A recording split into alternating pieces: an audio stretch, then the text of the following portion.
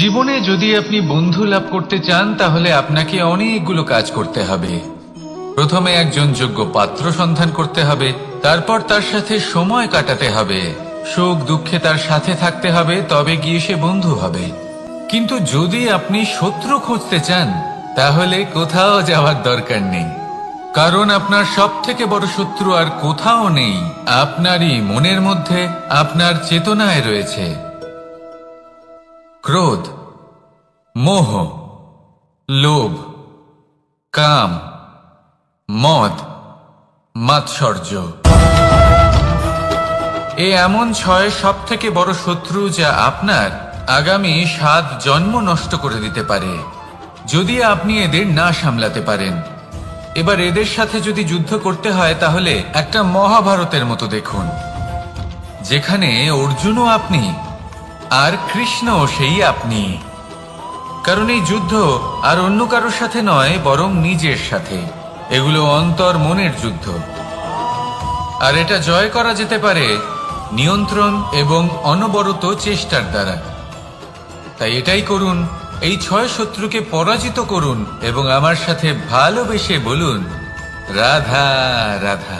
বেশিরভাগ মানুষই এই কথা জানেন যে আমাদের শরীর 5টি তত্ত্ব দ্বারা নির্মিত, যাকে আমরা পঞ্চতত্ত্ব বলি: জল, অগ্নি, বায়ু, ধরিত্রী এবং আকাশ।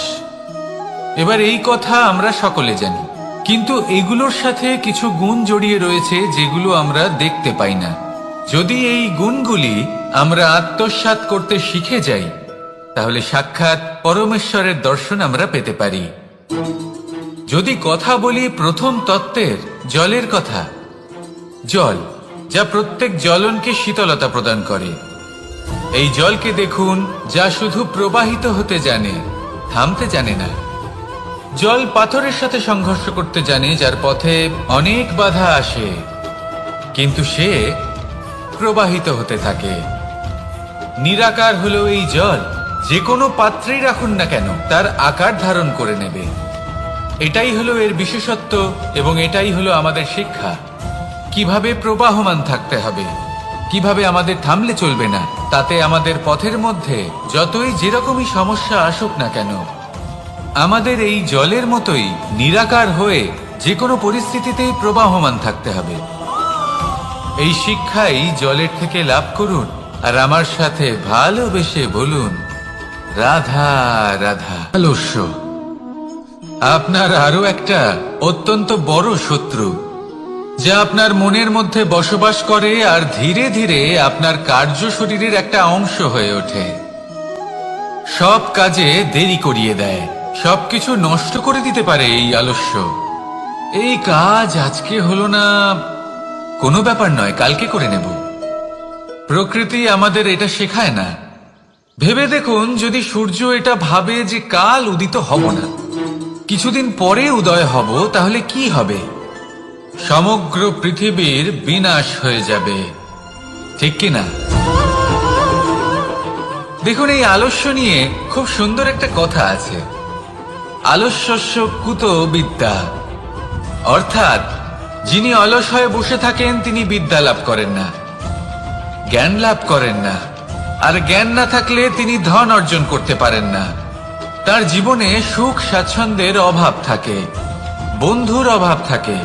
যেখানে সুখ স্বাচ্ছন্দ্য নেই, মিত্র নেই, আপনজন নেই, জ্ঞান নেই, সেখানে আনন্দ কিভাবে বাস করতে পারে? সেই জন্য কথায় আছে, যিনি কর্ম করেন তিনি এই সংসারে যে কোনো সুখ স্বাচ্ছন্দ্য ভোগ করতে পারেন। তাই কর্ম করুন, সময়কে সম্মান করুন, আর এই আলস্যের উপর বিজয় লাভ করুন। আর আমার সাথে ভালোবেসে বলুন, রাধা রাধা। পঞ্চতত্ত্বের মধ্যে দ্বিতীয় তত্ত্ব হল ধরণী, ভূমি, যাকে আমরা ধরণী মাতা বলি। এই ধরণী ধৈর্য ধারণ করে, আর এর উপরেই আমাদের সমগ্র সংসার নির্ভরশীল। কারণ এই ভূমি সহ্য ক্ষমতা রাখে, এর সহ্য ক্ষমতা হলো অপরিসীম। সন্তান যতই আঘাত প্রদান করুক না কেন, প্রেম পূর্বক সহ্য করে আর তার বদলে অমূল্য রত্ন প্রদান করে। সন্তান যদি হাল চালায় তাহলে তার বদলে তাকে অন্ন প্রদান করে। এটাই হলো ধরনী। এবার এর থেকে আমরা কি শিক্ষা পেতে পারি? এটাই যে কারোর জন্য কিছু করা বা কাউকে কিছু দেওয়া মনে কোনো কামনা ছাড়াই। আর এই কথাটা বুঝে যান, যদি কারোর জন্য কামনা না রেখে বা কোনো পাওয়ার আশা না রেখে কারোর জন্য কিছু করেন বা কারোকে কিছু দেন, যদি এটা আপনি শিখতে পারেন তবে আপনি ভালোবাসতে শিখে গেছেন। আর সেই জন্যই এই ধরিত্রীকে মাতা বলা হয়।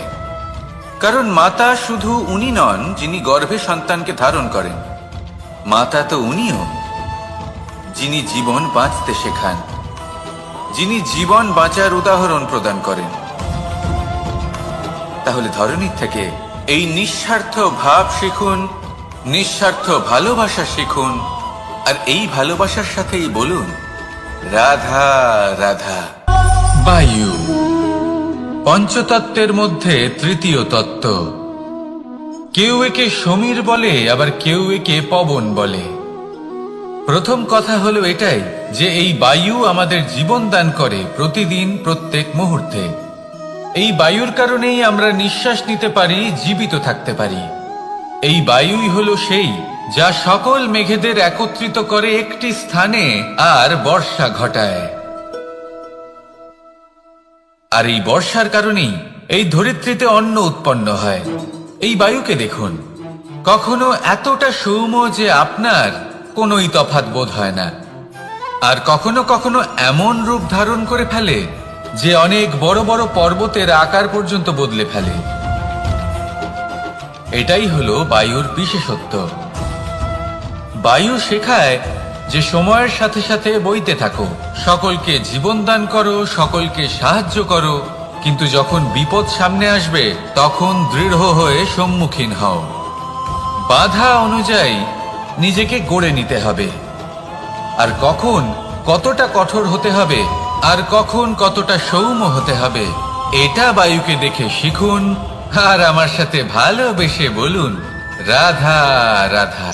অগ্নি চতুর্থ তত্ত্ব, সব থেকে বেশি গুরুত্বপূর্ণ কিন্তু তার থেকেও বেশি ভয়াবহ।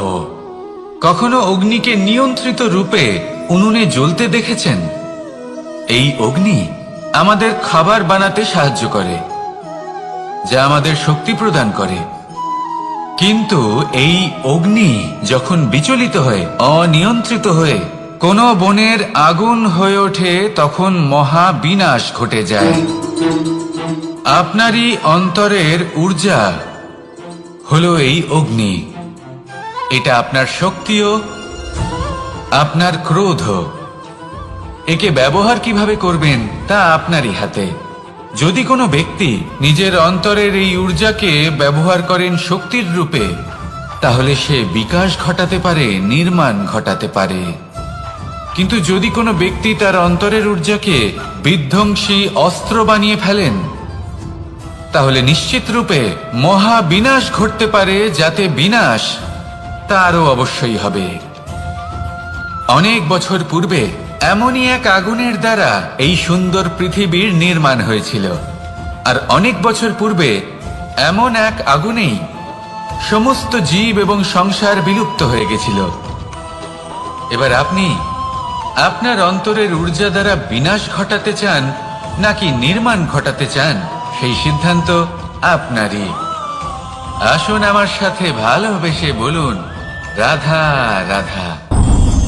পঞ্চম তত্ত্ব, আকাশ নব ব্যোম। আসলে কোনো ভ্রম নাকি সত্য? ভ্রম তো হতে পারে না, কারণ ভ্রমের মধ্যে কেউ বাঁচতেই পারে না। আর যদি সত্য হয় তাহলে এতটাই বিশাল যে আমাদের চোখের থেকে, আমাদের ইন্দ্রিয়ের থেকে, আমাদের মস্তিষ্কের থেকে, আমাদের চিন্তা ভাবনার থেকেও অনেক ঊর্ধ্বে, যাকে আমরা বুঝতেই পারি না। এটা যতটাই বিশাল আকার ঠিক ততটাই সরল। এই আকাশ যতই অন্ধকারাচ্ছন্ন ততটাই আলোর প্রকাশ প্রদান করে থাকে। দেখতে গেলে এ হলো জীবনের সঞ্চালক, কিন্তু যদি ক্রুদ্ধ হয়ে যায় তাহলে প্রাণ কেড়ে নিতেও দ্বিধাবোধ করে না। এই আকাশ শুধুমাত্র পৃথিবী লোক নয়, বরং এই সমগ্র ব্রহ্মাণ্ডকে, এই সমগ্র সৃষ্টিকে, এর প্রত্যেকটা তারাকে, প্রত্যেকটা গ্রহকে একটা বিশেষ স্থান প্রদান করে। এর নিজের কোনোই অস্তিত্ব নেই, কিন্তু সকলকে অস্তিত্ব প্রদান করে। এটাই হলো এই আকাশের মাহাত্ম্য। এই আকাশে হলো মাহাত্ম্যের প্রতিরূপ, যা আমাদের ভাবনা দ্বারা উৎপন্ন হয়। আপনিও আকাশের মতো এই বোধকে আপন করে নিন। আপনার জীবনও আকাশের মতন মহান এবং বিশাল হয়ে উঠবে। আর তখনই মন সুপ্রসন্ন হয়ে বলবে, রাধা রাধা। কাম তৃতীয় পুরুষার্থ। এবার অধিকাংশ মানুষই কাম বলতে বিলাসিতা, বাসনা, লালসা মনে করে ফেলে। আসলে এমন কিছুই নয়। কামের বাস্তবিক অর্থ কি? কামের বাস্তবিক অর্থ হল কামনা। প্রতিটা ব্যক্তি, প্রতিটা মানুষ, প্রতিটা জীব এই সংসারে কোনো না কোনো বিশেষ কারণে আসে। সেই কারণকে পূর্ণ করার জন্য কর্ম করাকে কাম বলে। এখন সেটা সবার জন্য ভিন্ন হতে পারে। কারোর কাছে সেটা জ্ঞান অর্জন করা হতে পারে, আবার কারোর কাছে নির্মাণ করা হতে পারে। কারোর জন্য পরিবারকে সঞ্চালন করা হতে পারে, আবার কারোর জন্য এই সংসার থেকে পাপ দূর করা হতে পারে। কিন্তু সবথেকে গুরুত্বপূর্ণ হলো যে মানুষ যেন নিজের কর্ম ঠিক করে করে, সম্পূর্ণ যত্ন নিয়ে করে। তৃতীয় পুরুষার্থ মানে এই কাম। এটার অনুচিত অর্থ নিজেকে বোঝানো মানেই সমগ্র জীবনকে অর্থহীন করে দেওয়া।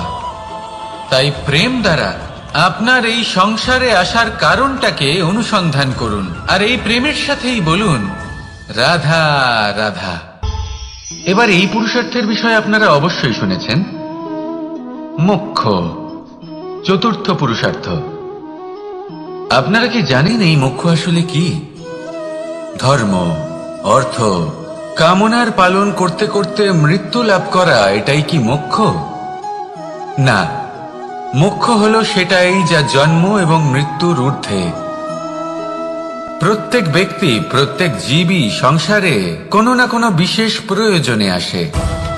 ধর্মপথে, সৎপথে অর্থ উপার্জন করা, প্রয়োজনকে পূর্ণ করার চেষ্টা করতে করতে সেই প্রয়োজনকে পূর্ণ করা তাকে মুক্তির পথে নিয়ে যায়, যা হলো মোক্ষ। যদি এই মোক্ষ লাভ না হয় তাহলে মানুষ জন্ম এবং মৃত্যুর এই চক্রে বারবার ফিরে আসবে।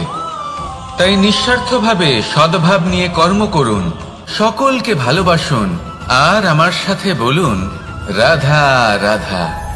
মানুষ বড়ই বিচিত্র প্রাণী। অধিক থেকে অধিকতর ধন লাভ করার চেষ্টায় নিজের শরীরকে নষ্ট করে ফেলেন, নিজের শক্তি হারিয়ে ফেলেন, নিজের সামর্থ্য হারিয়ে ফেলেন। আর যে ধন লাভ করেন সেটা কোথায় যায়? সেই শক্তি, সেই সামর্থ্যকে আবার ফিরে পাওয়ার জন্য। আর কিছু মানুষ জীবন এমন ভাবে যাপন করেন যেন তা কখনোই শেষ হবে না। কিন্তু শেষ তো সবারই হবে।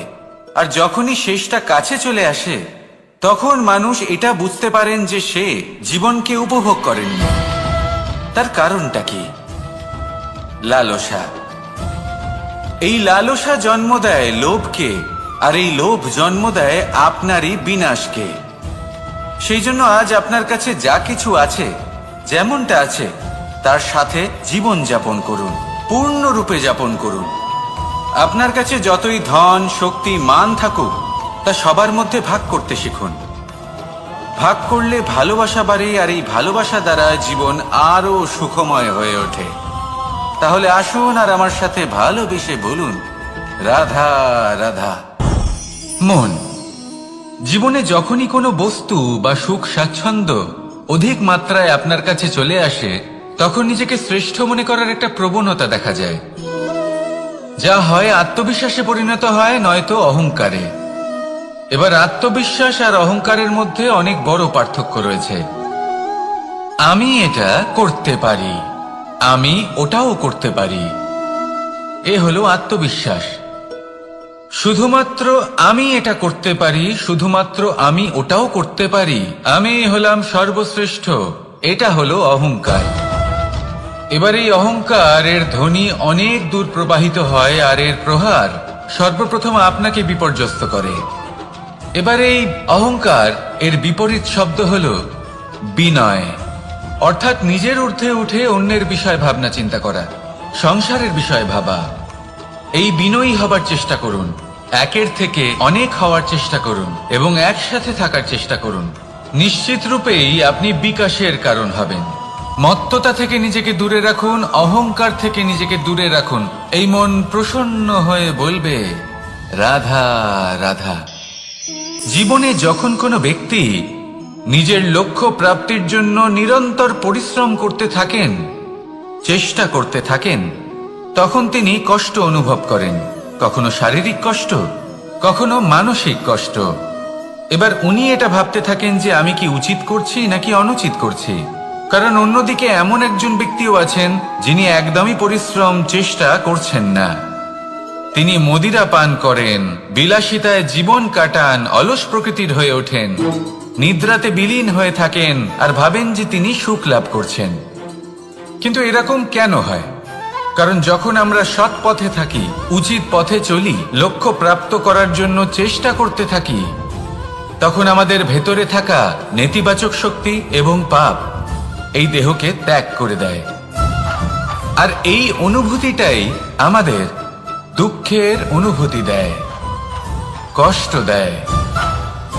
এবার সেখানে যদি আমরা কুপথে চলি, অনুচিত পথে চলতে থাকি, তাহলে আমাদের ভেতরে থাকা পুণ্য এবং ধনাত্মক শক্তি আমাদের দেহ ত্যাগ করে দেয়। আর এই অনুভূতির কারণেই আমরা সুখ অনুভব করি। কিন্তু কখনো ভাববেন যে এই সুখ বেশি সময় পর্যন্ত থাকে না। সেই জন্য সবসময় মনে রাখবেন, যদি আপনি জানেন যে এটাই আপনার লক্ষ্য, এটাই উচিত পথ, শুভ পথ, তাতে নিরন্তরভাবে এগিয়ে যেতে চেষ্টা করতে থাকুন। এই কষ্ট আপনাকে সুখের পরাকাষ্ঠায় কখন পৌঁছে দেবে তা আপনি জানতেই পারবেন না। আসুন আমার সাথে ভালোবেসে বলুন রাধা রাধা। ঈর্ষা আমাদেরই মনে বসবাস করা আরো একটা শত্রু। তবে এই শত্রু কখনো কখনো আমাদের জন্য লাভদায়কও হতে পারে, কিন্তু যদি আমরা সতর্ক না থাকি তাহলে সেটা ততটাই ঘাতক হয়ে উঠতে পারে। যদি আপনার কোনো প্রতিদ্বন্দ্বী থেকে থাকে যে এগিয়ে চলেছে, তাকে দেখে আপনার মনে ঈর্ষা উৎপন্ন হয়, আর ঈর্ষাবশত আপনি নিরন্তর চেষ্টা করতে থাকেন, পরিশ্রম করতে থাকেন সামনে এগোনোর জন্য, তাহলে তার দ্বারা আপনার বিকাশই হবে। কিন্তু যদি আপনি নিজের বিরোধীকে শেষ করতে দেওয়ার জন্য অগ্রসর হন, তাকে বিনাশ করার জন্য অগ্রসর হন, তাহলে এই ঈর্ষা প্রথমে আপনার বিনাশ অবশ্যই করবে। একটা কথা আছে, এটা পশু প্রবৃত্তি, আপনি শুধুই নিজের বিকাশের কথা ভাববেন। তিনিই হলেন প্রকৃত মানুষ, যিনি অন্য মানুষের জন্য প্রাণও দিতে পারেন। এই ঈর্ষা যদি আপনাকে বিকাশের পথে নিয়ে যেতে পারে তাহলে খুবই ভালো। যদি আপনাকে অন্য কাউকে বিনাশ করে দেওয়ার পথে অগ্রসর করে, তাহলে তার থেকে দূরে থাকাই ভালো। যেমন ধরুন, আপনার কাছে একটা সূচ আছে, যার দ্বারা আপনি ছেঁড়া কাপড়ও সেলাই করতে পারবেন বা অন্য কারোর পাত্রে ছিদ্রও করে দিতে পারবেন। আপনি কি চাইবেন, নিজের বিকাশ নাকি অন্য কারোর বিনাশ? সিদ্ধান্ত আপনারই।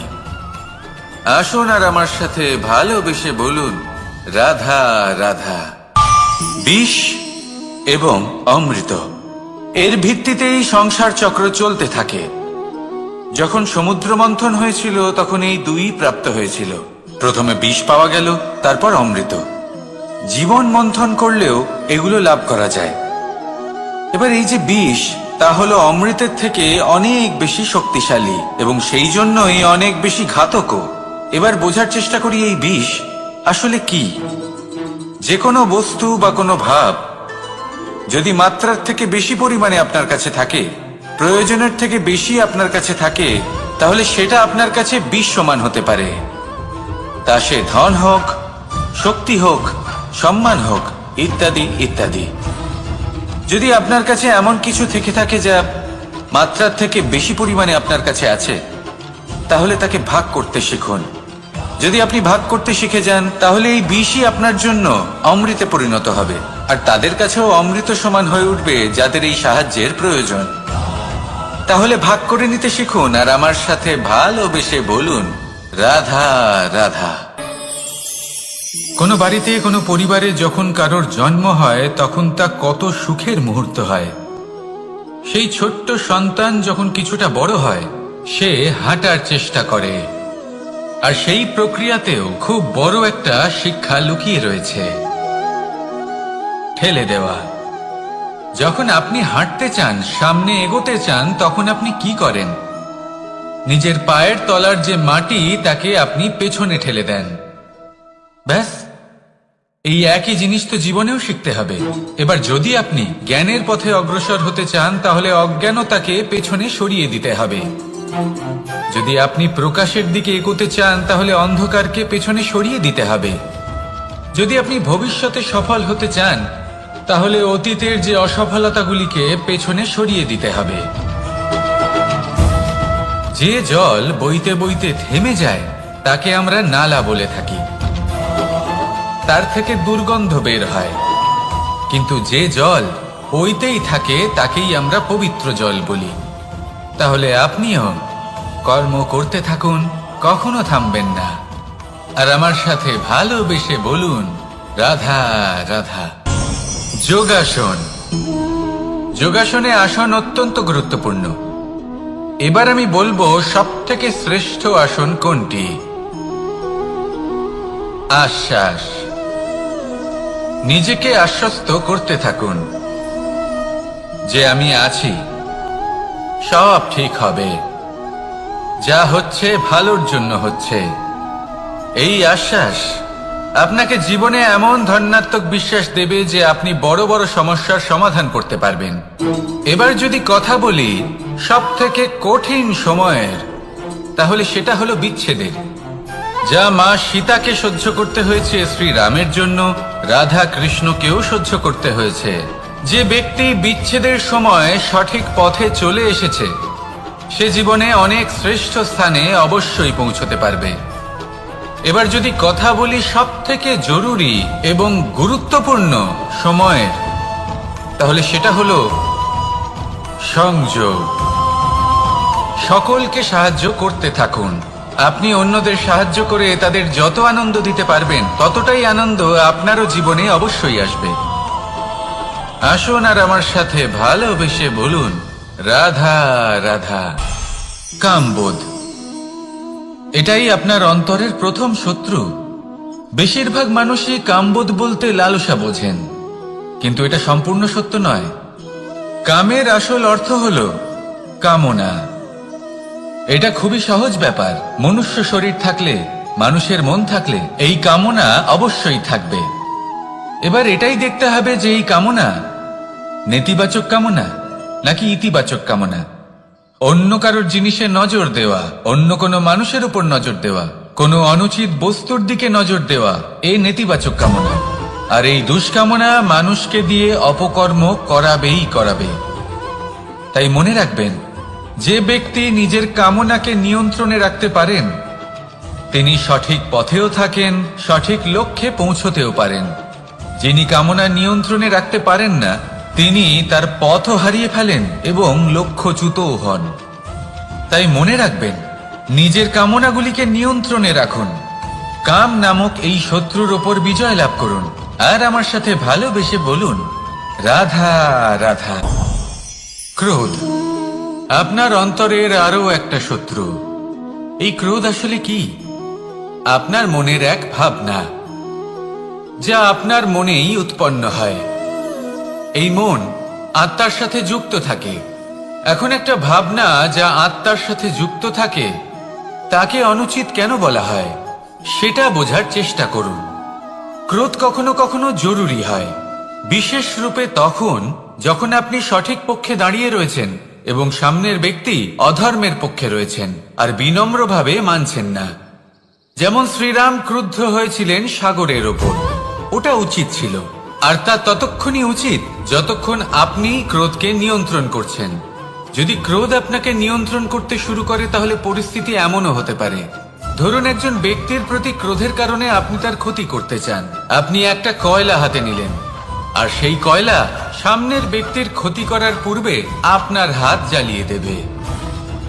ব্যাস, ক্রোধ এটাই করে, সর্বপ্রথম আপনার ক্ষতি করে, আপনার বিবেক হরণ করে নেয়, আপনি আপনার নিয়ন্ত্রণ হারিয়ে ফেলেন আর সবকিছু নষ্ট হয়ে যায়। বেশিরভাগ মানুষ ক্রোধে এমন সিদ্ধান্ত নেন যে সেটা তাদেরই বিনাশের কারণ হয়ে দাঁড়ায়। আর কিছু মানুষ বলেন যে আমাদের জীবনে এত যন্ত্রণা আছে, এত সংকট আছে যে ক্রোধ উৎপন্ন হবেই। আর এরকম সময় এটাই উচিত হবে যে আপনি নিজেকে ক্রোধের থেকে দূরে রাখুন আর তারপর সমস্যার নিবারণ করুন। আর এই নিবারণই আপনার জীবনকে একটা শ্রেষ্ঠ স্তরে পৌঁছে দেবে।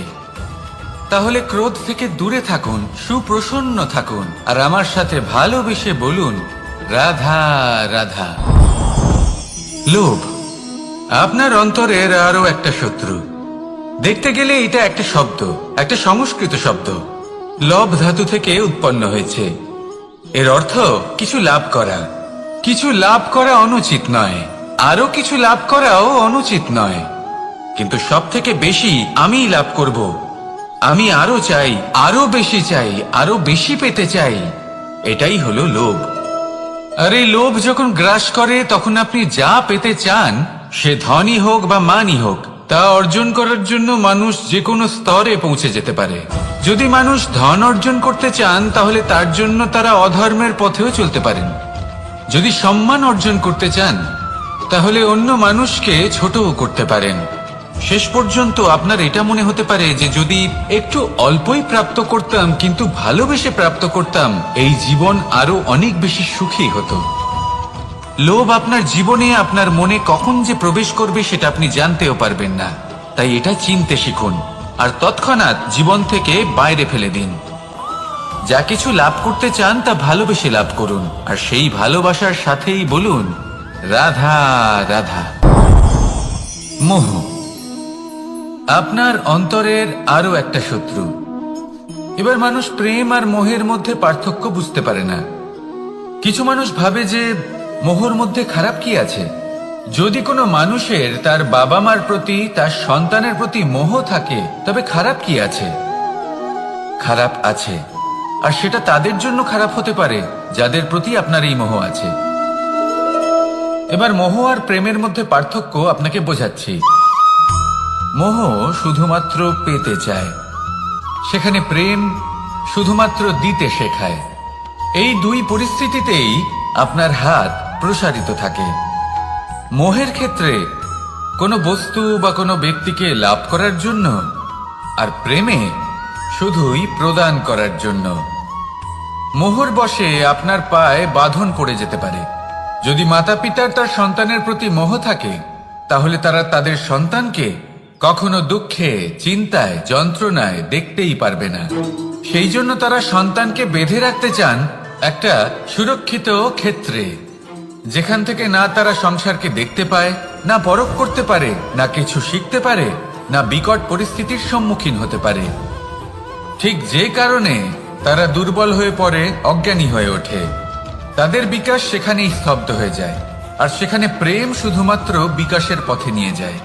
মা বাবা যদি সন্তানকে ভালোবাসেন তাহলে তাকে ছেড়ে দেন যে যাও সংসারকে দেখো, পরখ করো আর শেখো। কিভাবে এর সাথে লড়াই করতে হবে সেটা নিজে শেখো। নিজের শক্তি নিজেই বাড়িয়ে তোলো, নিজের পথ চয়ন করো। সেই জন্য এই মোহর শিকল ভেঙে ফেলুন আর প্রেমকে আপন করে নিন। আর এই প্রেম দ্বারাই বলুন রাধা রাধা।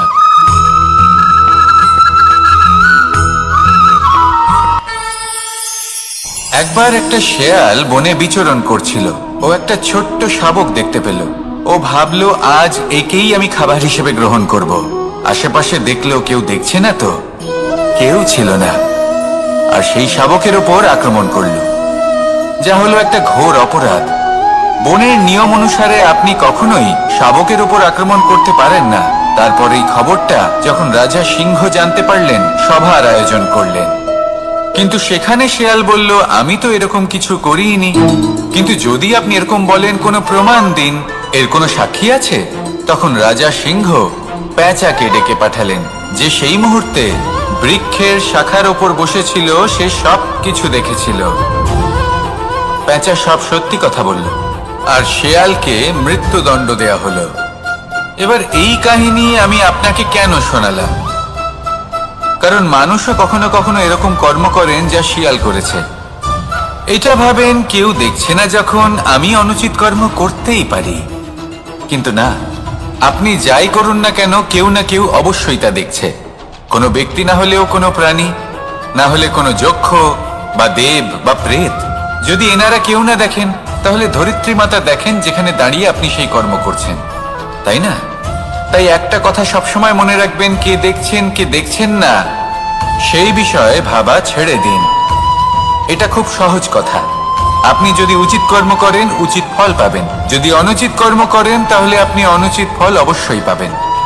সেই জন্য উচিত পথে চলতে থাকুন, উচিত কর্ম করতে থাকুন, আর আমার সাথে ভালোবেসে বলুন, রাধা রাধা। জীবনে যদি আপনি বন্ধু লাভ করতে চান, তাহলে আপনাকে অনেকগুলো কাজ করতে হবে। প্রথমে একজন যোগ্য পাত্র সন্ধান করতে হবে, তারপর তার সাথে সময় কাটাতে হবে, সুখ দুঃখে তার সাথে থাকতে হবে, তবে গিয়ে সে বন্ধু হবে। কিন্তু যদি আপনি শত্রু খুঁজতে চান, তাহলে কোথাও যাওয়ার দরকার নেই।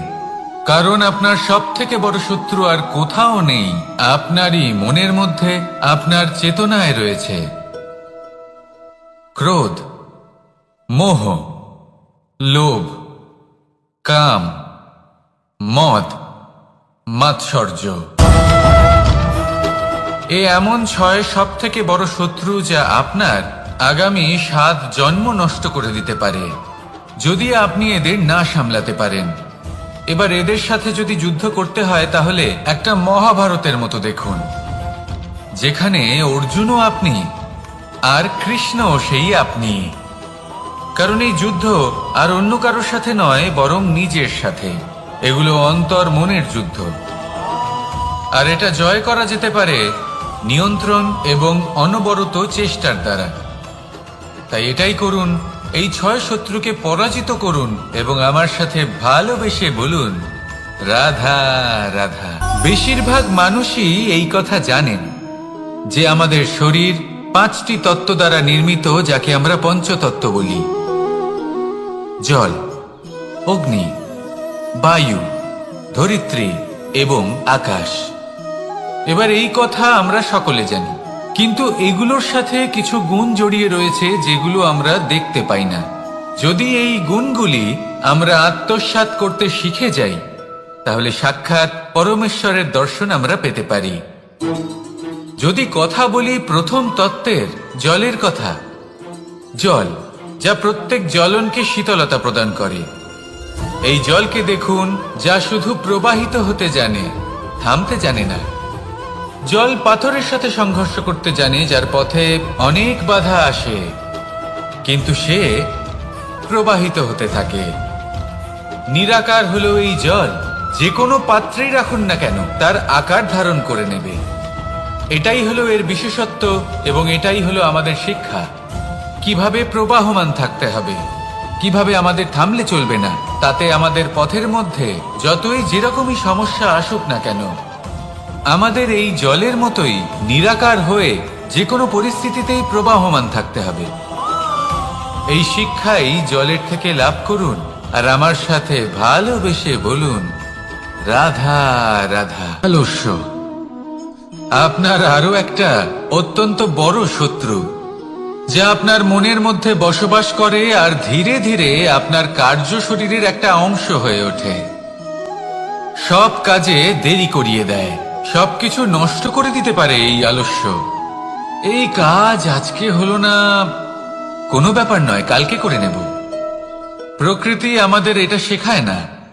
ভেবে দেখুন, যদি সূর্য এটা ভাবে যে কাল উদিত হব না, কিছুদিন পরে উদয় হব, তাহলে কি হবে?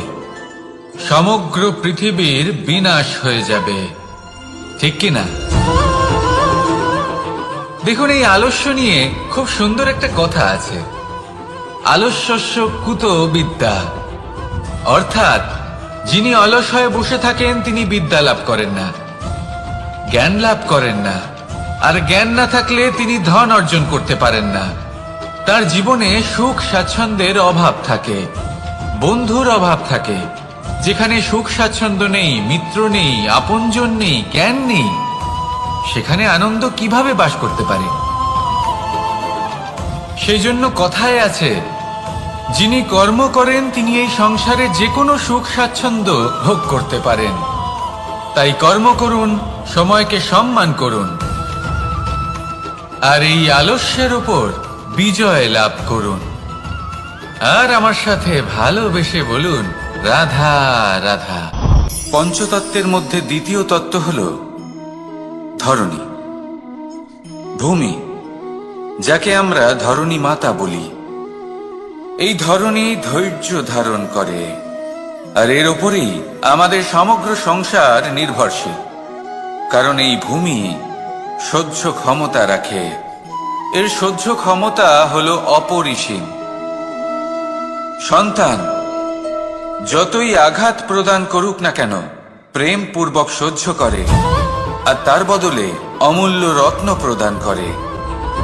সন্তান যদি হাল চালায়, তাহলে তার বদলে তাকে অন্ন প্রদান করে। এটাই হলো ধরণী। এবার এর থেকে আমরা কি শিক্ষা পেতে পারি? এটাই যে কারোর জন্য কিছু করা বা কাউকে কিছু দেওয়া মনে কোনো কামনা ছাড়াই। আর এই কথাটা বুঝে যান, যদি কারোর জন্য কামনা না রেখে বা কোনো পাওয়ার আশা না রেখে কারোর জন্য কিছু করেন বা কারোকে কিছু দেন, যদি এটা আপনি শিখতে পারেন, তবে আপনি ভালোবাসতে শিখে গেছেন। আর সেই জন্যই এই ধরিত্রীকে মাতা বলা হয়।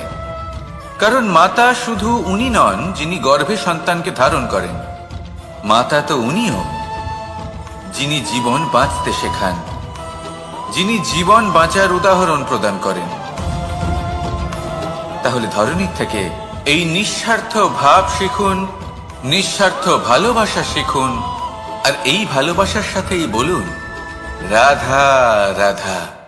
বায়ু পঞ্চতত্ত্বের মধ্যে তৃতীয় তত্ত্ব।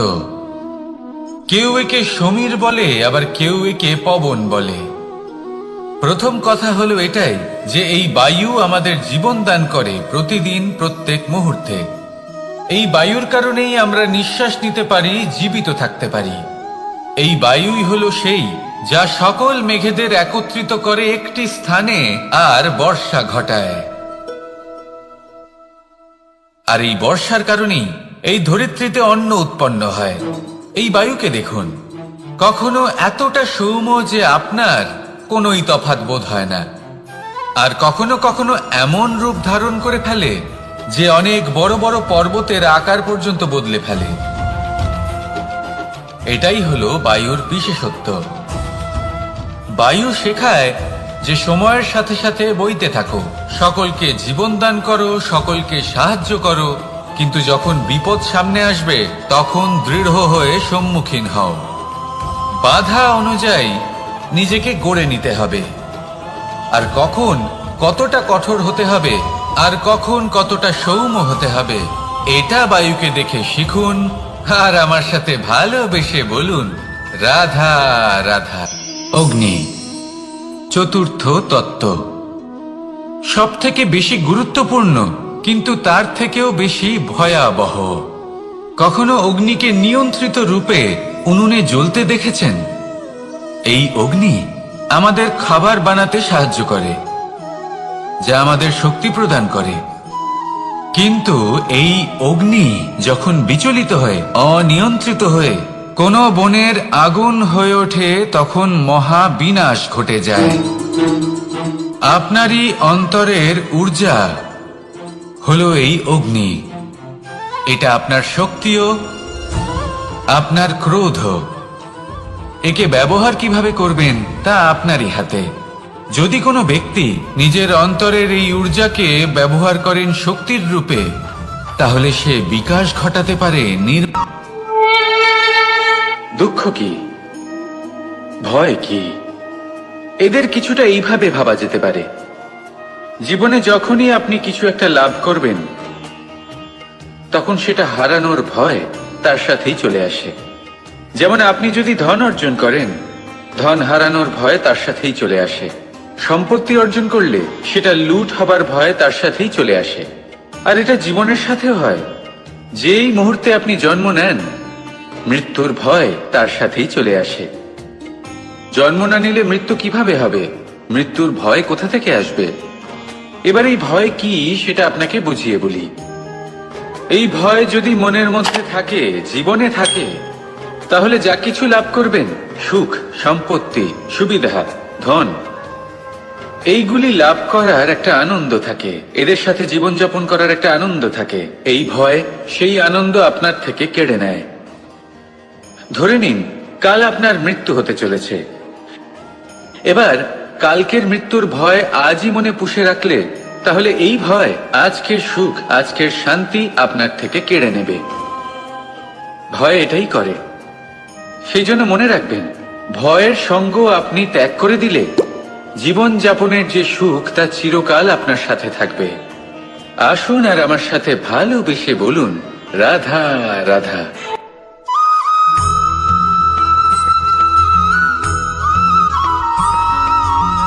নারী জন্মসূত্রে কারোর কন্যা, ধর্মসূত্রে কারোর পত্নী, আর কর্মসূত্রে কারোর মা। আমাদের মনে এই ছবি আঁকা রয়েছে একজন নারীকে নিয়ে, তাই না? একটা অতুলনীয় ভূমিকা রয়েছে নারীদের আমাদের জীবনে, আর নারী ছাড়া আমরা কিছুই নই। কিন্তু অধিকার, সেখানে আমরা একটা ভুল করে বসি। যখন নারী একজন কন্যা থাকে, যখন সে জন্ম নেয়, তখন তার ওপর অধিকার থাকে তার পিতার। আর তারপর যখন বিয়ে হয়ে যায়, তখন তার অস্তিত্বের ওপর অধিকার থাকে তার স্বামীর। আর যখন তিনি মা হন, তখন নিজেই তিনি জীবনের সমস্ত অধিকার দিয়ে দেন তার সন্তানকে। কিন্তু আমরা কি কখনো এটা ভেবেছি, এই জীবন হলো তার নিজের? যে নারী সবার কল্যাণ করছেন, তার জীবনের অধিকারও তার কাছেই থাকা উচিত, তাই না? তার নিজের জীবনের সিদ্ধান্ত সে নিজেই নিতে পারেন, নিজেই নিজের ভাগ্যের রচয়িতা হতে পারেন। আর এর জন্য আমাদের নিজেদের পাল্টাতে হবে, দৃষ্টিভঙ্গি পাল্টাতে হবে। কারণ এই ধারণা সেটা আজ বা কালকের ব্যাপার নয়, এটা ঘটে চলেছে বহু বছর ধরে, আর চলতেই থাকবে যদি আমরা এটা না বদলাই। আর এটা তখনই সম্ভব হবে যখন আমরা নিজেদের মধ্যে পরিবর্তন আনব।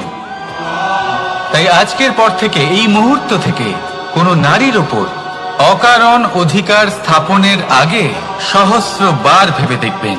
কারণ যখন নারী নিজের অধিকার কেড়ে নিতে বাধ্য হবেন, তখন শুধু এবং শুধুমাত্র বিনাশই ঘটবে।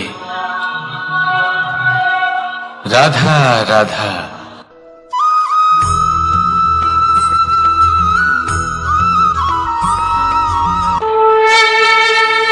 দুঃখ এমন এক অনুভূতি যেটা আমরা চাই বা না চাই, আমাদের জীবনে এটা অবশ্যই আসবে।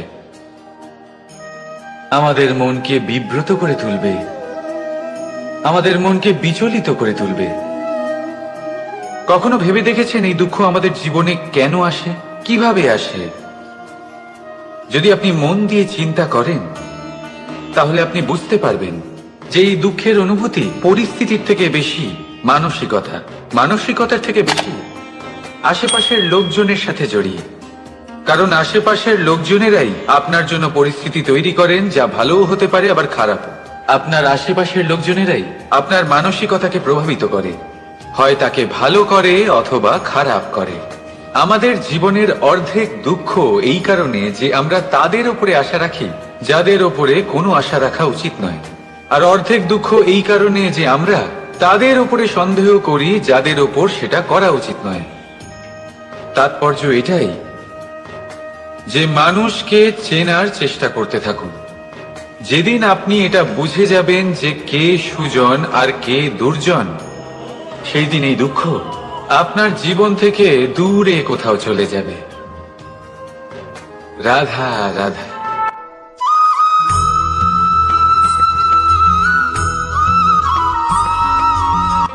প্রেম এই সংসারে এসেছিল এই সংসারকে প্রেমের শিক্ষা দেওয়ার জন্য, এই জীবনের সুখের অনুভূতি আসলে কি তা শেখানোর জন্য।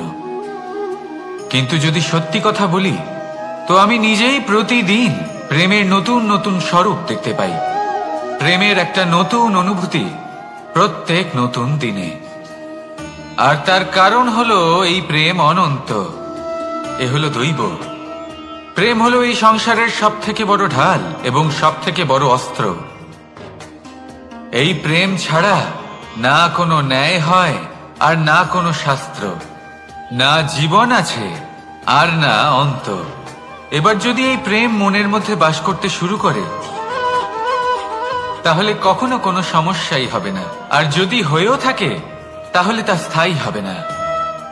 এই প্রেম কি না করতে পারে? এই প্রেম সমস্ত সমস্যা মিটিয়ে ফেলতে পারে, আপনার মনের মধ্যে অহংকারকেও বিনাশ করে দিতে পারে, আপনাকে সাক্ষাৎ ঈশ্বরের সাথে দেখা করাতে পারে। তাই প্রেমের দ্বারা প্রয়াস করতে থাকুন। এই সংসারের প্রত্যেক মানুষকে, প্রত্যেক বস্তুকে, প্রত্যেক জীব জন্তুকে ভালোবাসবেন। আর এই প্রেমের দ্বারাই বলুন রাধা রাধা।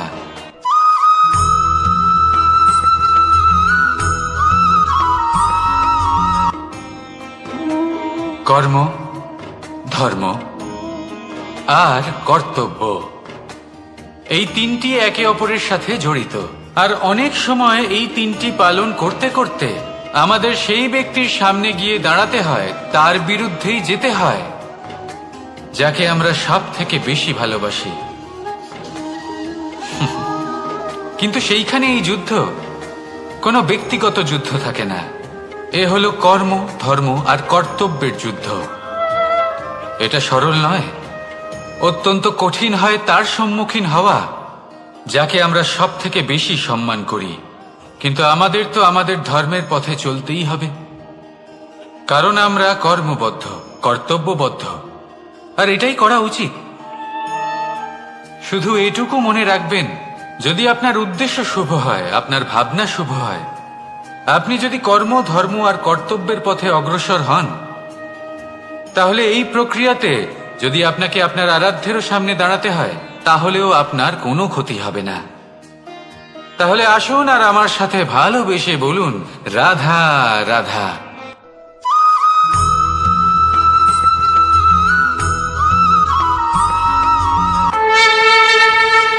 আপনি কি কখনো কোনো জলের ধারা দেখেছেন? তার সামনে যতই মাটি থাকুক না কেন, যতই কাদা থাকুক না কেন, যখন এই জলের ধারা বইতে আরম্ভ করে দেয়, তখন এই কাদাকে নিজেই ধুয়ে নিয়ে যায়। ওই কাদাকে ধুয়ে দেয় এবং নিজের পথ নিজেই তৈরি করে নেয়। তাহলে আপনিও এরকম জলের মতো হয়ে উঠুন। যদি হয়ে উঠতে পারেন, তাহলে নিজের মনে, নিজের ভাবনার, নিজের জীবনের যত অনাবশ্যক তত্ত্ব আছে, অনুপযোগী অংশ রয়েছে, অর্থাৎ অপরিষ্কার অংশ রয়েছে, তা নিজে থেকেই নির্মল হয়ে উঠবে। আর যেরকম জলের ধারা কখনো থেমে থাকে না, সব সময় বয়ে চলে, সেইভাবে আপনিও কখনোই থামবেন না। সব সময় বয়ে চলুন, এগোতে থাকুন। পথে যদি অনেক বিপদ আসে, সমস্যা আসে, থামবেন না, তার উপর নিরন্তর প্রহার করুন, নিরন্তর প্রয়াস করুন আর অগ্রসর হন। আপনি ভেবে দেখুন, এই জলের ধারা কখনো থেমে থাকে না, সবসময় বয়ে চলে, বিপদের সম্মুখীন হয়ে তাকে সাথে বয়ে নিয়ে চলে। সেই জন্য জলের ধারা, প্রবাহমান এই ধারা, এর থেকে কখনো দুর্গন্ধ আসে না, এতে কখনো ময়লা জমতে পারে না, বরং পালিত হয় সুন্দর প্রাণবন্ত জীবজন্তু, যেমন সুন্দর ছোট মাছ। তাই আপনিও এটাই করুন, কখনো থামবেন না, শুধু চলতে থাকুন, জলের ধারার মতো বইতে থাকুন। আপনি আপনার লক্ষ্য অবশ্যই খুঁজে পাবেন, আর তার সাথে নিজের অন্তরের যে মালিন্য রয়েছে, তা আপনি নিজেই নিজের থেকে দূরে করে দেবেন। তাহলে আসুন আর আমার সাথে ভালোবেসে বলুন রাধা রাধা।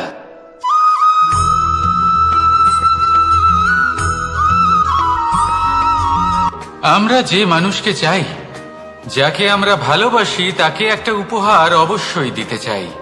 এমন এক উপহার যা ওনার ভালো লাগবে, যা শ্রেষ্ঠ হবে, অতি প্রিয় হবে, বহুমূল্য হবে, বা বলতে পারেন মূল্যবান হবে। তাই আমরা কি করি? আমরা বাজারে যাই, তার জন্য স্বর্ণ, আভূষণ, হিরে, মুক্তো এইসব নিয়ে আসি। কিন্তু এটাই কি সর্বশ্রেষ্ঠ উপহার? কখনোই না। সর্বশ্রেষ্ঠ উপহার হলো স্বাধীনতা, তাকে নিজের মনের মতো বাঁচার স্বাধীনতা। যদি আপনি কাউকে স্বাধীনতা না দিতে পারেন, তাহলে সে কোথাও না কোথাও বন্দী হয়ে যায়, তার বিকাশ কোথাও না কোথাও আটকে যায়। কিন্তু যদি আপনি কাউকে স্বাধীনতা দিতে পারেন, তাহলে আপনি দেখবেন ও সমস্ত সংসারকে, এই জীবনকে নিজের দৃষ্টিভঙ্গি দিয়ে দেখবে, বুঝবে যে কোনটা হলো উচিত আর কোনটা হলো অনুচিত। আর এটাই হলো সর্বশ্রেষ্ঠ। আর এবার যদি কাউকে স্বাধীনতার মাধ্যমে এত বড় একটা শক্তি দিতে পারেন, তাহলে আপনি আমাকে বলুন, এর থেকে বড় উপহার আর কি হতে পারে? আসুন আর আমার সাথে ভালোবেসে বলুন, রাধা রাধা।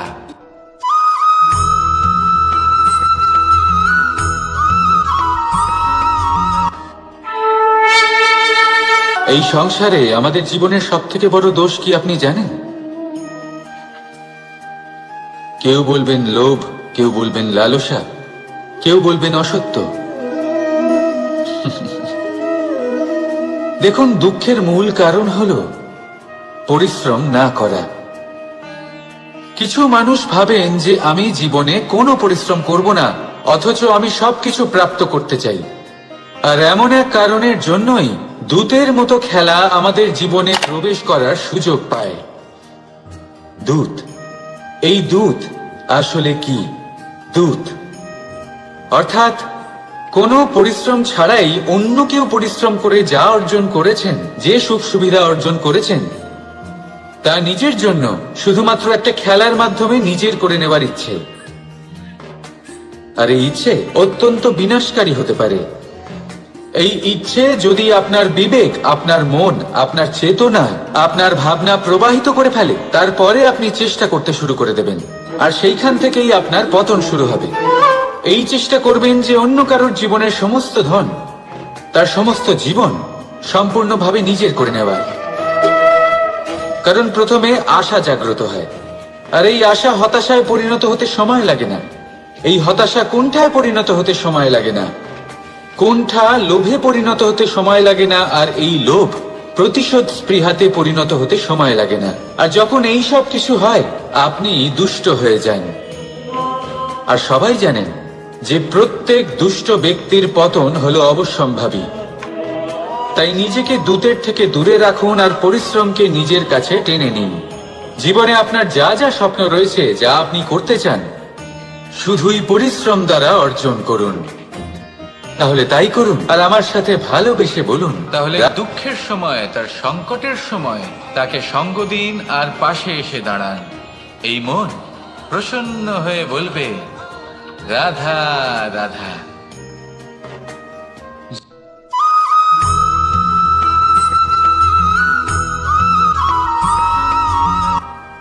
জীবনে এমন কিছু কাজ রয়েছে যা আপনাকে একাই করতে হয়, আর এমন কিছু কাজ রয়েছে যা আপনাকে একসাথে মিলে করতে হয়, একজোট হয়ে, সঙ্গবদ্ধ হয়ে। এবার সঙ্গবদ্ধ বলতে কি বোঝাতে চাইছি? আমি তাদের কথা বলছি না যারা বাস্তবিকভাবে একে অপরের সাথে কাজ করেন। আমি তাদের কথা বলছি যারা একে অপরের থেকে দূরে থেকেও একে অপরকে বিশ্বাস করেন। আমি আগেও বলেছিলাম, সমস্ত বিশ্বের আশা বিশ্বাসেই বসবাস করে, তাই না? তাই যেখানে সমস্ত বিশ্ব আছে, সমস্ত সংসার আছে, সেইখানেই বিশ্বাস রয়েছে। তাই আপনার আশেপাশে এমন দল সঙ্গবদ্ধ করুন যাদের আপনার উপর বিশ্বাস আছে আর যাদেরকে আপনি বিশ্বাস করতে পারেন। তাহলে আসুন আর আমার সাথে ভালোবেসে বলুন, রাধা রাধা।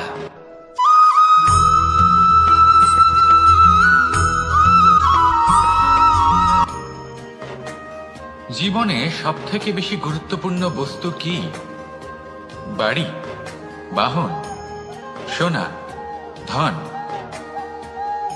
যদি আমি সত্যি বলি তাহলে জীবনের সব থেকে বেশি গুরুত্বপূর্ণ বস্তু কোনো বস্তুই নয়। যদি কিছু গুরুত্বপূর্ণ থাকে তাহলে তা হলো অনুভূতি, করুণা, মিত্রতা, মাতৃত্ব, বাৎসল্য, আর সব থেকে বেশি গুরুত্বপূর্ণ ভালোবাসা। নিজেদের এই জীবনে যদি আপনি শুধুমাত্র বস্তুর খেলাতে মেতে থাকেন তাহলে জীবনে আনন্দ কখনোই থাকবে না। নিজের এই জীবনকে অনুভূতির পীঠস্থান বানিয়ে তুলুন। এই মন প্রসন্ন হয়ে বলবে, রাধা রাধা।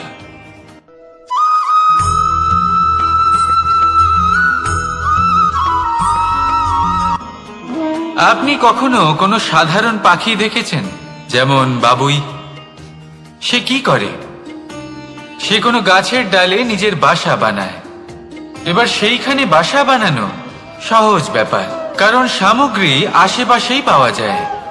কিন্তু সমস্যা হলো আক্রমণ। কোনো সাপ বা অন্য কোনো পশু ওর বাসাতে ওর সন্তানদের উপর না আক্রমণ করে বসে, এই ভয়ে তার সব সময় থাকে। আর এটা সব থেকে কঠিন ব্যাপার এদের জন্য, নিজের বাসায় নিজের সন্তানদের সুরক্ষা। আর বাজ পাখি, যদি আমরা বাজের কথা বলি তাহলে তারা কি করে? বাজ পাখি কোনো উঁচু পাহাড়ের শিখরে কোনো পাথরের খাঁজে নিজের বাসা তৈরি করে। এবার ওখানে বাসা বানানো একেবারেই সহজ ব্যাপার নয়, কারণ সামগ্রী আশেপাশে পাওয়া যায় না, দূর থেকে নিয়ে আসতে হয়। কিন্তু সেইখানে আক্রমণের ভয়ও কখনোই থাকে না। এইভাবে উচিত রূপে ও নিজের বাসা রক্ষা করতে পারে, নিজের সন্তানদের রক্ষা করতে পারে। এর সারমর্ম হলো এটাই, যদি সমস্যা বড় হয় তাহলে সমাধানও উচ্চমানের হওয়া উচিত। একটা বাজ পাখির মতো ভাবা আরম্ভ করে দিন। জীবনে যে কোনো সমস্যা ছোট মনে হবে। রাধা রাধা।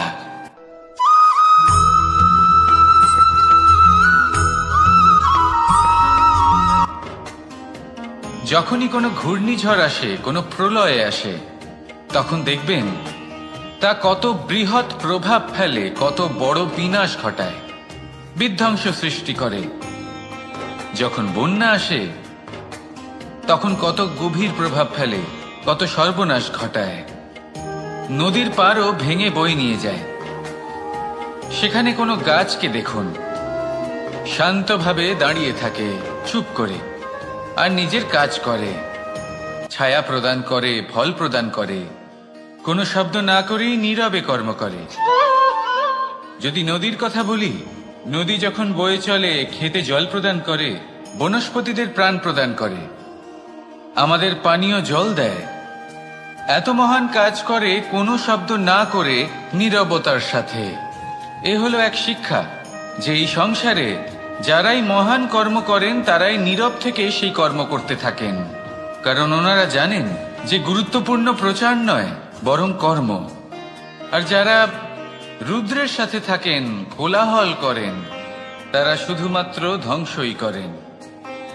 এবার আপনি মৌন থেকে শুধুমাত্র কর্ম করে মহান হতে চান, নাকি রুদ্রের সাথে থেকে বিধ্বংস ঘটাতে চান? সিদ্ধান্ত আপনারই। আসুন আর আমার সাথে ভালোবেসে বলুন, রাধা রাধা।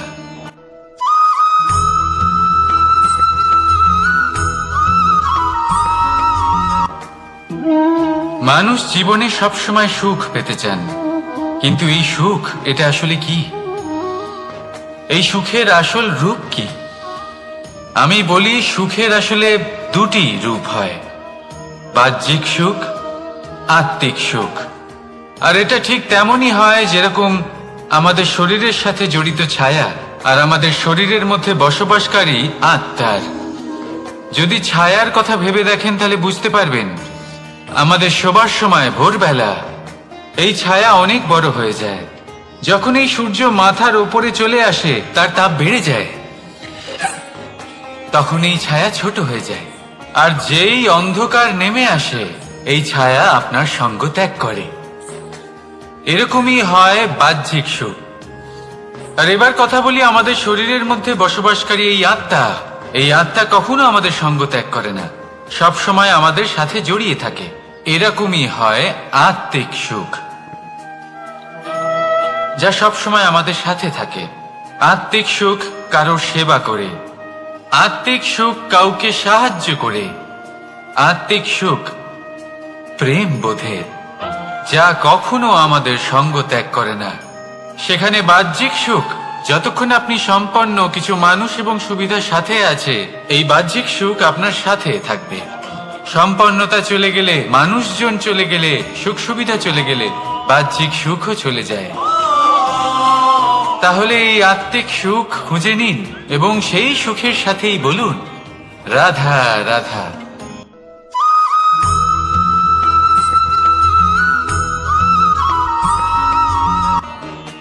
আপনি জীবনে কি হবেন সেটা আপনার পরিশ্রম, আপনার নিরন্তর প্রয়াস আর আপনার নির্বাচিত দিশার উপর নির্ভর করে না।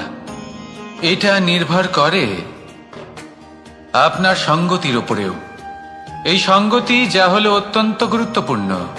প্রকৃতিও আমাদের এটাই শেখায় বিভিন্ন উদাহরণ দিয়ে। যদি আপনাকে একটা উদাহরণ দিই, কখনো বাতাসের প্রবাহ লক্ষ্য করবেন। এই বাতাসের প্রবাহ যখন কোনো পুষ্পকে স্পর্শ করে, সেও সুগন্ধে পরিপূর্ণ হয়ে যায়। এই বাতাসের প্রবাহ যখন কোনো নালীর উপর দিয়ে প্রবাহিত হয়, তখন সেও সুগন্ধহীন হয়ে যায়। এ সঙ্গতির প্রভাব যা মানুষকে কোথা থেকে কোথায় নিয়ে যেতে পারে আপনি জানতেও পারবেন না। এ হলো সঙ্গতির প্রভাব, যেখানে চানার সাথে গুড়ও মিশে যেতে পারে। এ হলো সঙ্গতিরই প্রভাব, যেখানে একটা সাধারণ পাথর স্বর্ণের সাথে মিশে গিয়ে একটা রত্নে পরিণত হতে পারে। তাই এই সঙ্গতির বিষয়ে বিশেষ খেয়াল রাখবেন। আপনি কার সাথে মিশছেন, কি বলছেন, কি শিখছেন, আপনার অস্তিত্বের উপর তাদের কি প্রভাব পড়ছে সব লক্ষ্য করবেন। আর আমার সাথে ভালোবেসে বলবেন রাধা রাধা।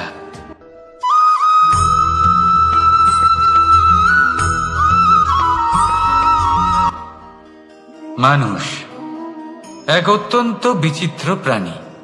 পরিকল্পনা করে, ষড়যন্ত্র করে, প্রচেষ্টা করে, কাউকে পরাজিত করার চেষ্টাও করে। সাপকে একটা দড়ি মনে করে হাতে চেপে ধরার চেষ্টা করে, কিন্তু একটা কথা বুঝতেই পারে না, সময়ের এই সাপ, এটা হাতে চেপে ধরাই যায় না। আর আপনি যা করবেন তা আবার ফিরে আসবে আপনারই সামনে। দেখুন, এতে কিছুই যায় আসে না যে আপনি কুম্ভকারের পুত্র নাকি কৃষ্ণের পুত্র। যদি আপনি অনুচিত কর্ম করেন, তাহলে আপনার সাথেও অনুচিতই হবে।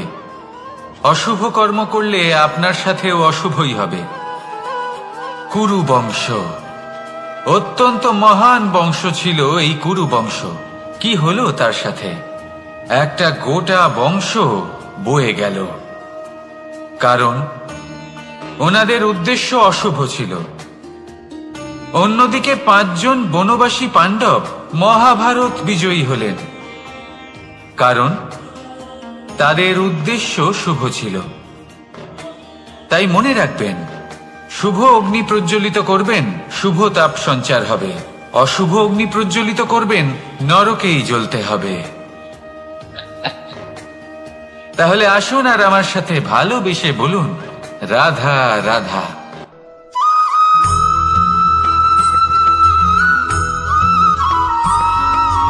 অগ্নি চতুর্থ তত্ত্ব, সব থেকে বেশি গুরুত্বপূর্ণ, কিন্তু তার থেকেও বেশি ভয়াবহ।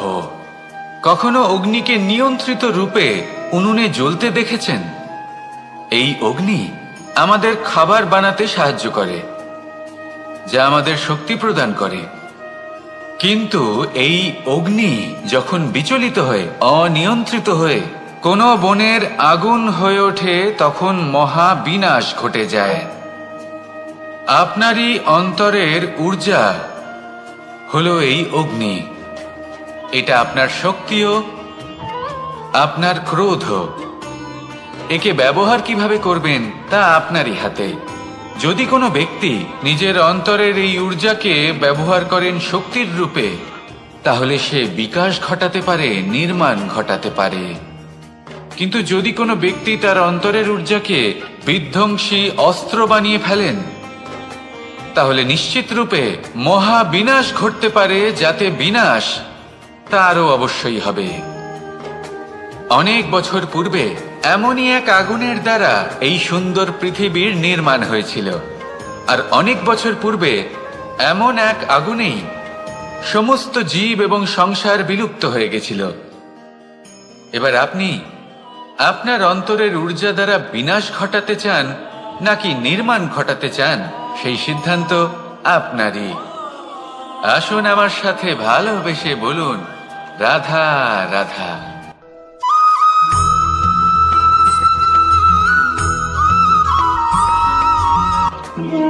মানুষ জীবনে সবসময় শিখরে পৌঁছতে চায়, অনেক উঁচুতে উঠতে চায়, আর তার জন্য তারা কি না করে, পরিকল্পনা করে, ষড়যন্ত্র করে, প্রার্থনা করতে থাকে, আবার কারোর কাছে সাহায্যও চায়। কিন্তু এত কিছু করা সত্ত্বেও অনেক সময় মানুষ শিখরে পৌঁছতে পারে না।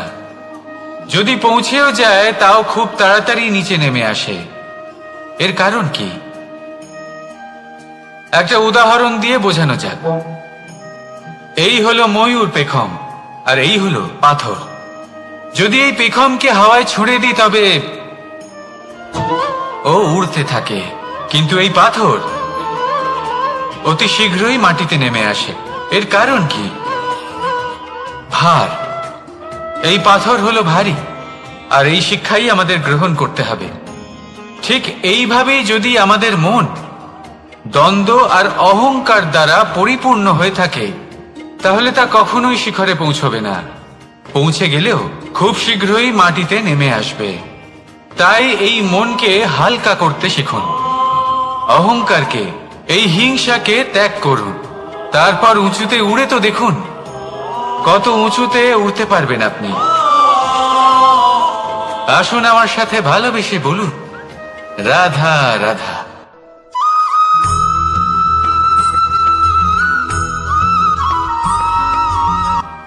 কখনো কখনো এমন হয় আমরা আমাদের বাড়ির উঠোনে বীজ বপন করি, আর তা বিকশিত হয় একটা সুন্দর বৃক্ষে। তার শাখাগুলি প্রতিবেশীর বাড়ি পর্যন্ত পৌঁছয়। ফলের বর্ষণ প্রতিবেশীর বাড়িতেও হয়ে থাকে, আর আমরা ভাবি গাছ আমরা উৎপন্ন করব আর ফল খাবেন আপনারা। এই কেমন কথা হলো? আপনাকে এই কথা বুঝতে হবে যে এসব হলো ভৌতিক বস্তু, সাংসারিক বস্তু। কখনো নিজের বাড়ির বাগানে ভালোবাসার গাছ বপন করে দেখুন, তার শাখাও প্রতিবেশীর বাড়ি পর্যন্ত পৌঁছবে, ফলের বর্ষণ সেখানেও হবে।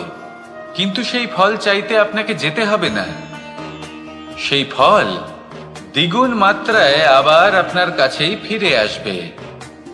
তাই নিজের বাড়িতে আর নিজের মনে ভালোবাসার গাছ উৎপন্ন করুন।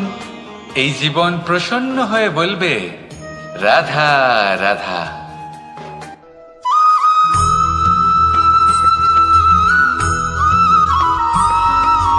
আজ আমি আপনাকে এমন এক গল্প শোনাবো যা আমার নন্দ বাবা আমাকে শুনিয়েছিলেন যখন আমি ছোট ছিলাম। কাহিনী একজন সাধু আর একজন বিছের। একবার এক সাধু নদীর পাড়ে স্নান করছিলেন। উনি দেখলেন যে জলের প্রবাহে একটা বিছে ভেসে যাচ্ছে। তার প্রাণ বাঁচানোর জন্য উনি তাকে তুলে নদীর পাড়ে রাখার চেষ্টা করলেন, কিন্তু যেই সেই বিছেকে উনি হাতে তুললেন, সেই বিছে ওনাকে কামড়ে দিল। সাধু আবার চেষ্টা করলেন, সেই বিছেকে হাতে নেওয়াতে সে আবার তাকে কামড়ে দিল।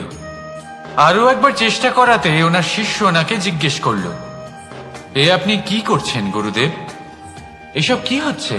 আপনি তারই প্রাণ বাঁচানোর চেষ্টা করছেন যে আপনাকে কামড়ে দিচ্ছে। গুরুদেব উত্তর দিলেন যে ও বিছে হয়েই নিজের কর্ম করছে, নিজের প্রবৃত্তি, নিজের ব্যবহার বদলাচ্ছে না। তাহলে আমি সাধু হয়ে তা কেন বদলাবো? এর তাৎপর্য হলো সরল, যে সংসারে কিছু মানুষ আছেন যারা হয়তো খারাপ, দুষ্ট প্রকৃতির, আর হয়তো তারা কখনোই বদলাবেন না, কখনোই কোনো পরিবর্তন আসবে না। কিন্তু তার মানে এই নয় যে আমরা আমাদের কর্ম করা ছেড়ে দিই, আমরা আমাদের প্রচেষ্টা ছেড়ে দেব। আগে না, আমাদের তো করতেই হবে, কারণ ইতিহাস সাক্ষী আছে যে এই চেষ্টা এই সংসারের ধারাকেও বদলে দিতে পারে। তাহলে আপনিও আসুন আর আমার সাথে ভালোবেসে বলুন, রাধা রাধা।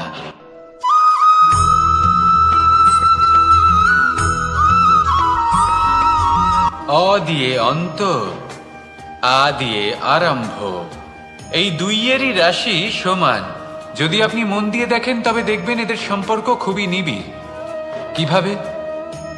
যখন কোনো কিছু শুরু হয় এটা নিশ্চিত হয়ে যায় যে তা সমাপ্তও হবে। আরম্ভই যদি না হয় তার সমাপ্তও হবে না। যা আরম্ভ হয়েছে তার সমাপ্তি হলো অবশ্যম্ভাবী। এটাই হলো প্রকৃতির নিয়ম, একে এড়ানো যায় না। এবার এই কথা আমরা সকলে জানি। এবার মানুষ কি ভাবে যে সমাপ্তির পরে কি হতে পারে, এর উত্তর তাদের কাছে নেই। তাদের উচিত অন্য কোনো বিষয় ভাবা যা বেশি গুরুত্বপূর্ণ। এবার মানুষ এটা জানে না যে মৃত্যুর পরে কি হতে পারে, কিন্তু এই কথা অবশ্যই জানে যে জন্ম থেকে মৃত্যু পর্যন্ত এই সময়, যাকে আমরা জীবন বলে থাকি, এই সময় আমরা কর্ম করতে পারি। এই কথা তো আমরা জানি। তাহলে এমন কি কর্ম করা যেতে পারে যা আমাদের সমাপ্তির পরও আমাদের প্রাসঙ্গিক করে রাখতে পারে, এই বিষয়ে ভাবা উচিত। যে জন্মগ্রহণ করেছে তার মৃত্যু হবেই, এটা সাধারণ বিষয়। কিন্তু ইতিহাস আজও সেই সকল মানুষজনকে স্মরণ করেন যাদের এই সংসার তাদের মৃত্যু নয়, বরং তাদের জীবনকালে যে কর্ম তারা করেছেন তার দ্বারা মনে রাখেন। সেই কর্মের কারণে এই সংসারে তাদের নাম, তাদের কর্ম, তাদের ব্যক্তিত্ব, তাদের কীর্তি অমর হয়ে থাকে এবং থাকবে। আপনার কাছে এতটা সময় নেই যতটা আপনার মনে হচ্ছে আপনার কাছে আছে। সেই জন্য যত শীঘ্র সম্ভব শ্রেষ্ঠ কর্ম করুন, যতটা পারবেন ততটা অধিক সুকর্ম করুন। এই সংসারে নিজেকে অমর করে তুলুন আপনার মৃত্যুর পরেও। আর আমার সাথে ভালোবেসে বলুন, রাধা রাধা।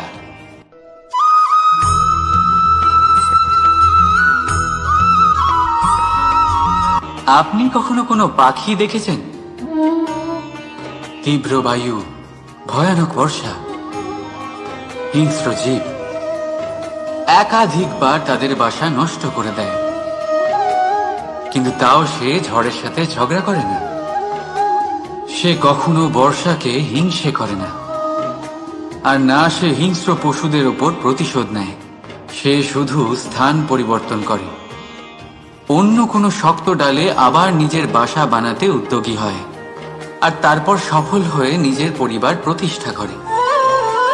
আর তারপর কিছু মাসের মধ্যেই তার ছোট সন্তানদের আকাশে ডানা মেলে উড়তে দেখা যায়। অন্যদিকে একটি সাপ প্রহারের প্রতিশোধ নেওয়ার উদ্দেশ্যে মানুষের বসতিতে প্রবেশ করে, আর শেষে সে নিজেই মারা যায়। এই শিক্ষাই আমাদের মানুষদের জন্য প্রযোজ্য। প্রতিশোধের আগুনে মানুষ স্বয়ং ভস্ম হয়ে যায়, উত্থান থেকে পতনের দিকে নিয়ে যায়।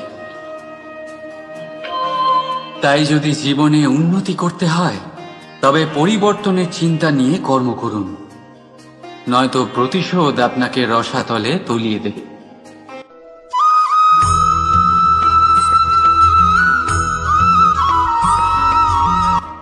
ওমা, এ কি?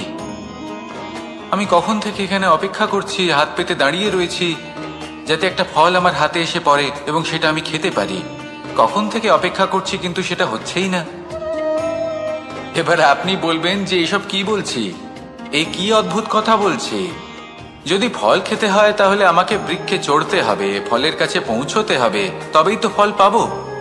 এবারে এটা অত্যন্ত সহজ ব্যাপার, কিন্তু এই বিষয়টা আপনি নিজের জীবনের প্রসঙ্গে ভেবে দেখুন।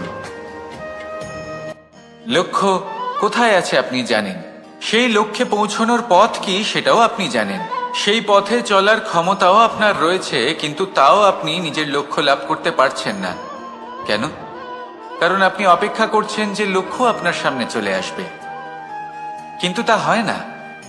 লক্ষ্য সে যাই হোক না কেন, ধন হোক, প্রেম হোক, কোনো সম্মান হোক বা মোক্ষ হোক, যদি আপনি তার দিকে অগ্রসর না হন তাহলে ফল প্রাপ্তি অসম্ভব ব্যাপার। তা কোনোদিনই হবে না। সেই জন্য আপনার চোখের সামনে আপনি যদি নিজের লক্ষ্যকে দেখতে পান, তাহলে উঠুন এবং সেই দিকে অগ্রসর হতে শুরু করুন। নিজের অন্তরের সকল অশুভ গুণ দূর করুন, অলসতা ত্যাগ করুন, অজ্ঞানতা ত্যাগ করে দিন এবং চলতে থাকুন। অবশ্যই মনোবাঞ্ছিত ফল লাভ করতে পারবেন। মনে রাখবেন, চলতে থাকলে তবেই লক্ষ্য প্রাপ্তি হবে। অপেক্ষার দ্বারা শুধুমাত্র মৃত্যু লাভ হবে। আসুন আমার সাথে ভালোবেসে বলুন, রাধা রাধা।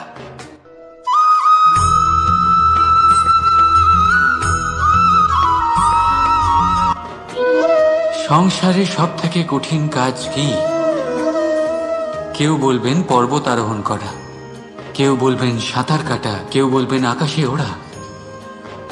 কিন্তু বাস্তবে সত্যি কি এগুলি কঠিন? আসলে যদি দেখা যায় তো এগুলি কিছুটা আলাদা।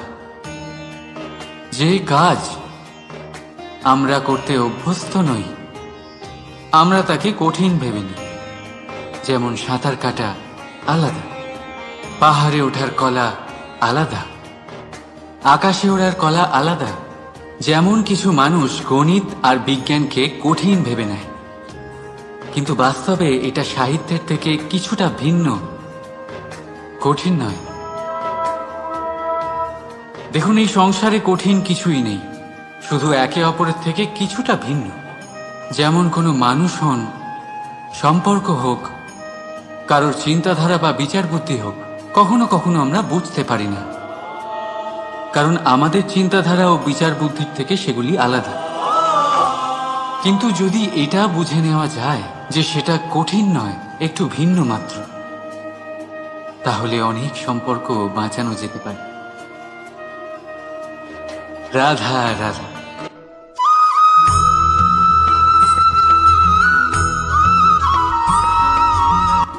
পাখি কখন জন্ম নেয়, কখন উড়তে শেখে, কখন বাসা বানাতে শেখে, কখন নিজের মৃত্যু লাভ করে, এসব আমাদের মধ্যে কেউ জানি না। কিন্তু পাখি একটা কথা খুব ভালো করে জানে, যে এই সংসারেও যা কিছুই করুক না কেন, এই সংসারের ওকে নিয়ে কিচ্ছু যায় আসে না। এবার আমরা কি করি? কোনো কাজ করার আগে আমরা এটা ভাবি যে এই সংসার যদি আমাকে দেখে ফেলে, তাহলে কে জানে এই সংসার কি ভাববে, আমার প্রতিচ্ছবি কেমন তৈরি হবে কে জানে, কে জানে কি হবে আদি ইত্যাদি। এই সব ভাবনায় আমরা মগ্ন হয়ে যাই।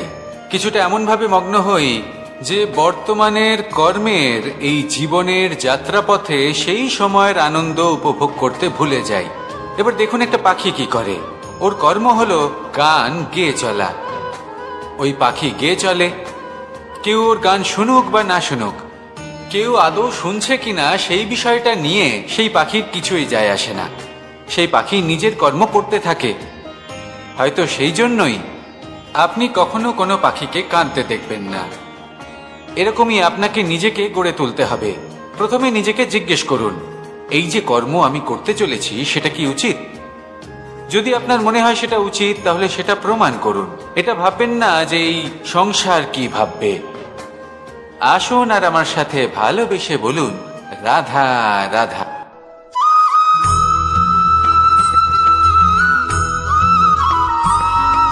জীবনকে রথ বলা হয়, কিন্তু কেন? এখন আপনি বলবেন এই জন্য কারণ জীবনও ঠিক রথের মতোই চলতে থাকে। কিন্তু আপনি কখনো এই রথকে বোঝার চেষ্টা করেছেন?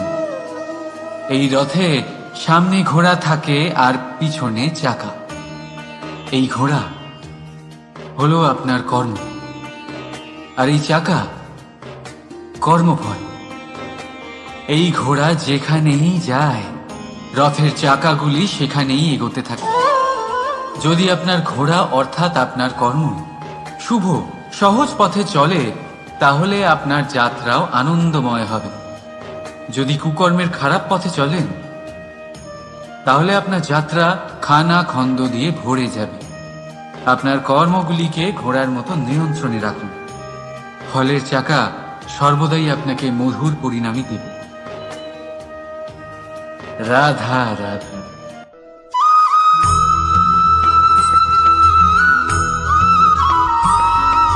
কখনো ভেবেছেন যখন মাতা সন্তানকে জন্ম দেয় তখন কি হয়?